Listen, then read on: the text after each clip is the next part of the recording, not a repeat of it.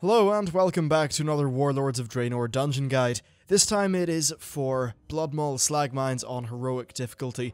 Overall this isn't particularly challenging, though if you mess up you probably will die, so it's worth knowing what's going on before you enter the dungeon. So the general format of this guide is that I'll go through the abilities of the boss and then provide a quick little TLDR strategy at the very end. Anyway, let's get right into it with Magma Lattice. Now this is a two-phase encounter that involves quite a few adds. Now in the first phase you mainly fight an ogre. He shoots lava at you, which is indicated by a red thing, so just dodge that, you know, pretty simple. And on top of that he will summon an earth elemental and a fire elemental. The earth elemental does a frontal cone, which is just a pretty minor thing, and then also a not very strong AoE. Just avoid this stuff and nuke it down. Now the fire elemental does three abilities. It's a little bit more complex. First of all, it's got something called Dancing Flame, which will do instant damage and apply a dot that lasts for 6 seconds. If this dot is not dispelled, then it will jump on to another player, so healers will just have to keep that in mind.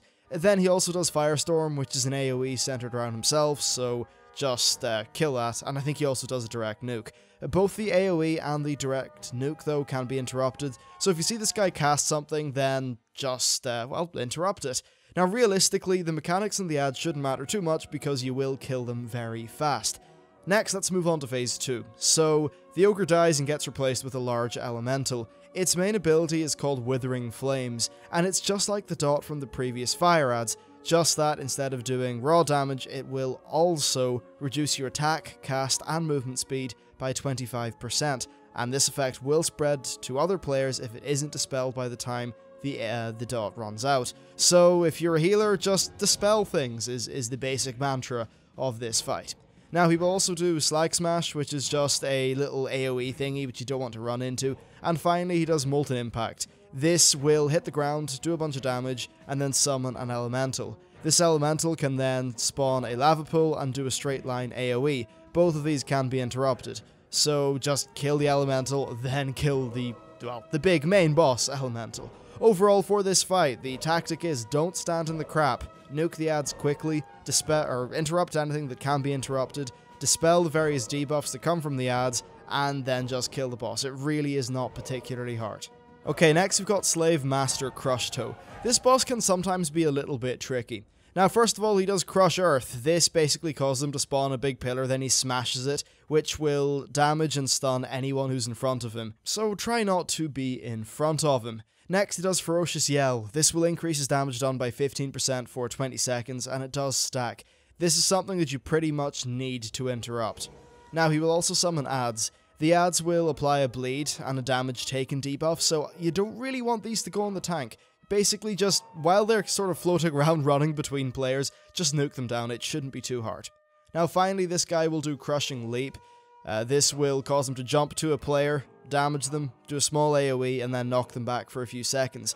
After that, the ads will focus on that player. So what you want to do is, if you're that player, just try to maybe use a damage mitigating spell or something like that. Overall, it should not be too problematic. And that's really it for this boss's mechanic. So what you want to do is spread for the leap, interrupt the yell, and then nuke the ads. Also, don't get hit by his frontal cone ability thingy. The damage in this fight's pretty high, so healers will have to pay attention throughout the fight, especially when somebody gets hit by the leap, and then of course has the ads whacking them. Next we've got Ruletoll. This is actually quite a fun boss. Now his main mechanic is his fiery boulders. These will roll up and down the bridge. You want to memorize these so that you can then dodge them without having to look behind you. So if you see one roll towards you and then you dodge it, and then you dodge another one, well, you know what order they're going to come back, so you can just dodge them without actually having to look behind you, which will save you a bit of time. Now this actually does very high damage, so dodging these is very important. The next thing that he does is Heat Wave. This just pushes you away from the boss, but it does 10k damage per second for 8 seconds. This can be a little bit painful on the healers. And then finally he will put a Void Zone on the floor. And that's really it. The only other mechanic that he's got is that anyone who is near the boss will have their cast time increased by 100%, so basically ranged people can't cheese this fight.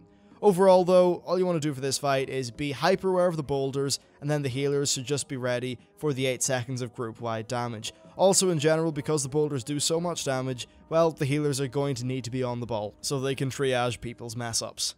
Finally, we've got Gug'rokk. This final boss is simple enough, but he's decently fun. Now his main mechanic is Molten Blast. This is an interruptible nuke, but every time he completes it, he will get a stack of something called Molten Core, which will increase his damage by 10% for 1 minute, stacking up to 3 times. Now once this reaches 3 stacks, he basically just explodes and does damage to everyone in the room, and that consumes all 3 stacks. You can avoid all of this by just being good at interrupting though. Next, he will summon lava pools underneath players. This happens quite frequently, and you may be sort of running out of space by the end of the fight depending on how good your group's DPS is, but still, just don't stand inside the crap, as per usual. Next, he will summon an ad. Now this ad will try to move to a nearby furnace. While the ad's alive, it will do damage to 2 different players, randomly, just, you know, a sort of nuke thing, and then if it reaches the furnace, it will start to do group-wide damage. Just kill and slow these before any of those mechanics are a problem though. Now finally, the boss does Flame Buffet. This does light damage to everyone, but it does apply a stacking 5% damage, fire damage taken debuff. So that's not too nice, but it can be dispelled. So overall, just interrupt the boss, don't stand in the fire, dispel the Flame Buffet, and then nuke down the ads. And really that's it for the instance. I've had a few wipes here, but whenever people do the mechanics right, it does prove to be rather simple. Anyway, that is it for the video. Be sure to check out the channel for many other Warlords of Draenor guides, including things like garrisons, followers, Apexis crystals, more raid guides and dungeon guides, and basically a bit of everything. And yeah, hope you enjoyed the video, thanks for watching, and I'll see you next time.